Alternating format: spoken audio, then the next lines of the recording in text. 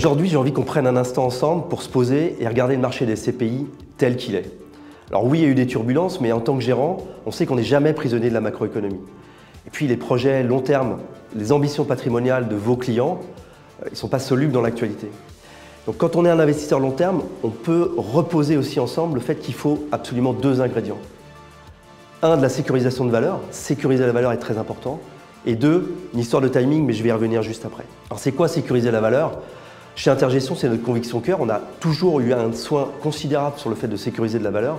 Ça veut dire être très centré sur le locataire et puis de revenir aux basiques. On a toujours bien fait ça chez Intergestion. Et ça veut dire quoi? Ça veut dire bien négocier les prix, bien négocier les baux, trouver le bon locataire, avoir une bonne relation, encaisser les loyers. Et là, tout fonctionne. Et à ce titre, j'ai envie de dire que quand on regarde nos patrimoines, nos immeubles, leur valeur est supérieure au prix de la part. Le deuxième ingrédient, c'est le timing.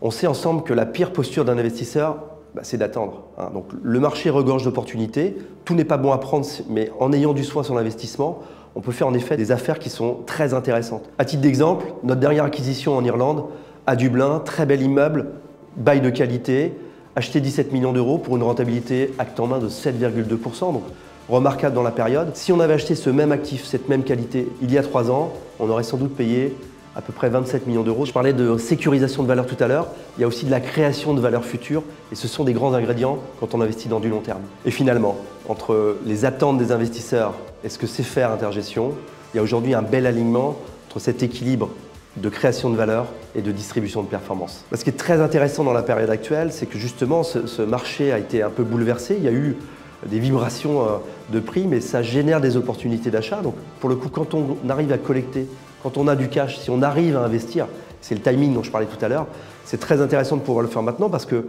ne prend pas plus de risques qu'avant, on sécurise même la valeur, j'en ai parlé. Pour le coup, on va chercher une performance qui est meilleure. On vient créer aussi une valeur régulière en SCPI qui va être au long cours parce qu'on investit toujours sur du long terme en SCPI et c'est important de le redire. Donc le marché est très intéressant. Alors pourquoi on investit en Europe aujourd'hui? Pas pour des raisons fiscales, parce que quand on investit que pour cette raison en immobilier, ça ne finit jamais très bien.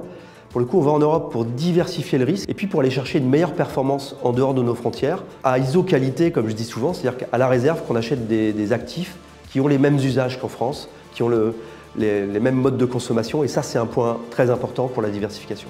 Quelles sont nos cibles aujourd'hui en termes de pays ou de secteurs en Europe? On a un axe sud, l'Espagne par exemple, où on a continué d'acheter de la distribution alimentaire parce que les façons de faire ses courses, les modes de consommation d'Espagne sont très proches de la France et on retrouve des enseignes comme Carrefour par exemple à Barcelone qui ont la même puissance que celles qui sont en France. Puis on a surtout un axe nordique, l'Irlande, les Pays-Bas et d'autres pays au nord parce qu'il y a eu un ajustement plus rapide aussi des prix, une vérité aussi de marché sur ces pays qui ont fait qu'il y avait de très bonnes opportunités à iso-risque et à iso-qualité d'actifs.